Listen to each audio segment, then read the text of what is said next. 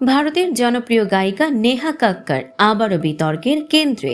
সম্প্রতি একটি লাইভ কনসার্টে গান পরিবেশনের সময় তার অঙ্গভঙ্গি এবং নিজের শরীরে পানি ঢালার এক মুহূর্ত সোশ্যাল মিডিয়ায় ভাইরাল হলে নেটিজেনদের মধ্যে সৃষ্টি হয় তীব্র বিতর্ক।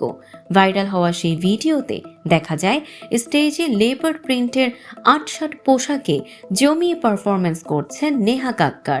উত্তেজনায় দর্শকদের মাতিয়ে তুলছেন। ঠিক সেই সময়ই তিনি হাতে থাকা পানির বোতলটি খুলে নিজের শরীরের উপরিভাগে ঢেলে দেন। মুহূর্তেই ভিডিওটি টিকটক ও ইনস্টাগ্রামে ঝড় তোলে। এখন পর্যন্ত শুধু এই দৃশ্যই দেখেছে 1 কোটিরও বেশি মানুষ। এই একটি মুহূর্তকে ঘিরেই নেট দুনিয়ায় চলছে মিলেমিশে প্রশংসা এবং সমালোচনার তরঙ্গ। অনেকেই বলছেন এটা সাহসী কোরিওগ্রাফি, ইন্টারন্যাশনাল লেভেলের পারফরম্যান্স। কিন্তু সমালোচকদের অভিযোগ, একজন প্রতিষ্ঠিত কণ্ঠশিল্পী হিসেবে নেহা গান থেকে বেশি গুরুত্ব দিচ্ছেন শরীরী প্রদর্শনীতে। একজন কমেন্ট করেছেন, সুরের রানীর এমন পর্যায়ে নেমে আসাটা দুঃখজনক। আরেকজনের মন্তব্য, ভাইরালের নেশায় নিজের ব্যক্তিত্ব নষ্ট করছেন নেহা। তবে নেহার ভক্তরা বিষয়টিকে দেখছেন সম্পূর্ণ ভিন্ন চোখে।